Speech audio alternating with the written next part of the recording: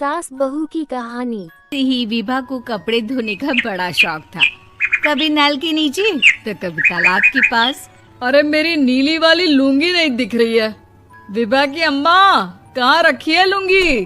अरे वो तो विभा ने परसों ही धोकर रखी थी आपकी अलमारी में।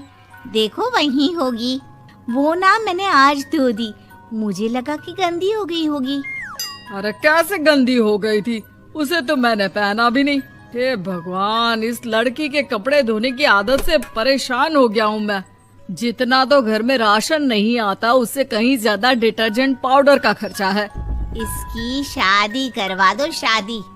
जाए अपने घर में ही करे काम, फिर चाहे घर के कपड़े धोने हो या पूरे गांव के। हाँ ठीक बोल रही हूँ, देखता हूँ मैं कोई लड़का। वो दिन भी आ जाता है जब विभा को देखने लड़के वाले आ जाते हैं। लड़की मुझे अच्छी लगी। होने वाली सास कहती है, बेटी अगर कुछ पूछना है तो पूछ लो।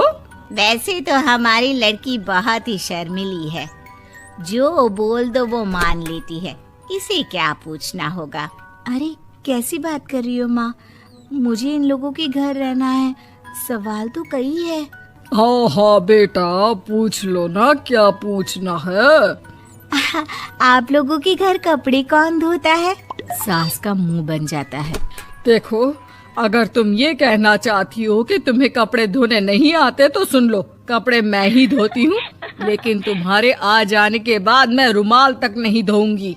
अरे चुप रहना भाग्यवान, बहू बेचारी घर आई नहीं, उसे डराना शुरू कर दिया। वो क्या है ना बिटिया, अभी तक तो ये कल्लू की माँ ही धोती थी, लेकिन अब तुम्हारे पापा तो दहेज में वॉशिंग मशीन देंगे ही। तभी विभा की माँ बोल पड़ती है, सवाल भी पूछा तो क्या।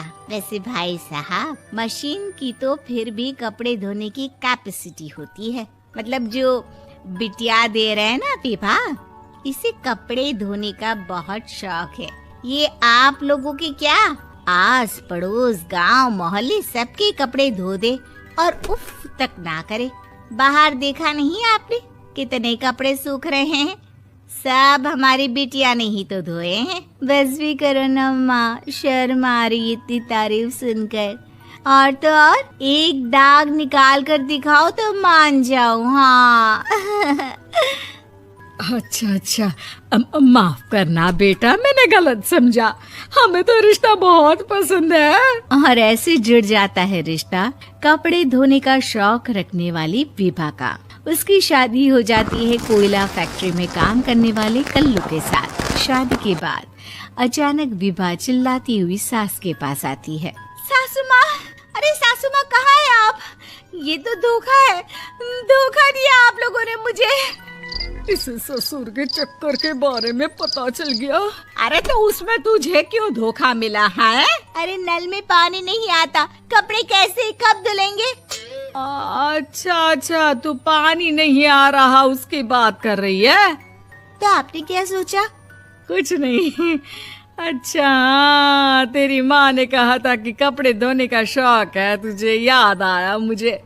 शौक बोलकर कपड़े धोने वाले मेरे जुनून को कम ना आके सासू माँ, कपड़ा धोना मेरा गुरूर है।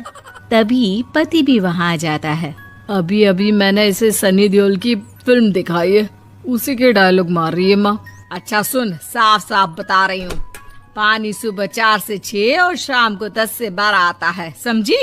विभा टाइमिंग सुनकर हैरान हो जाती है। ये क्या भूतों का मोहल्ला है? सुबह 4 बजे उठकर कौन कपड़े धोता है? 4 बजे टंकी में पानी जाता है, फिर सारा दिन धोना ना, किसने मना किया? अरे कैसी बात कर रही हैं? 200 लीटर की टंकी में कितने कपड़े धो लूंगी मैं? सुबह ही उठ जाऊंगी मैं। अब क्या था, विभा सुबह 4 से लेकर रात के 12 बजे तक कपड़े ही धोती रहती।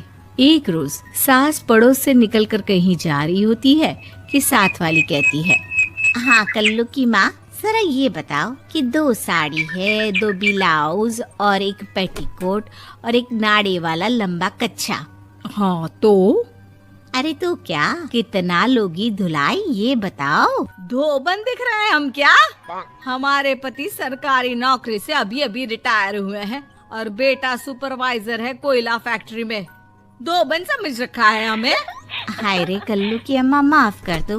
वो तो मोहल्ले में यही सब बता रहे थे कि तुमने बहू को कपड़ा धुलवाने के काम में लगा दिया है। सास को पड़ोसन की बात सुनकर गुस्सा आ जाता है। वो घर पहुंचती है जहां घर के बाहर ही इतने सारे कपड़े सूख रहे होते हैं जितने कि किसी धोबन के घर पर। अरे ओ कल्लू की दुल्हन, बाहर निकल। माँ जी यहीं आ जाओ, बाथरूम में चादर धो रहे हैं हम। अरे अभी हम धोते हैं, तुमको बाहर निकलो। ये आस पड़ोस वाले बोल रहे हैं कि हम बहू से कपड़े धुलवा कर उसे कपड़ा धोने वाली बना दिए हैं। अरे छोड़ो ना माँ जी, किन लोगों की बातों में आती हो। आस पास के लोगों का तो काम ही होता है कि वो किसी तरह सास बहू को लड़ा दे। बहू सारे घर के कपड़े धोती है, ये क्या कम है? बोलिए। सास को भी लग जाता है कि वो बहू का ये सनकीपन नहीं छुड़वा सकती, इससे अच्छा है कि खुद ही चुप हो जाए। एक रोज सास और बहू मंदिर जाते हैं, जहाँ सास की साड़ी वहाँ खड़ी भीख मांगने वाली से मिलती है। माँ जी क्या बात है, आपकी साड़ी उस भिखारन से कितनी मिल रही है ना?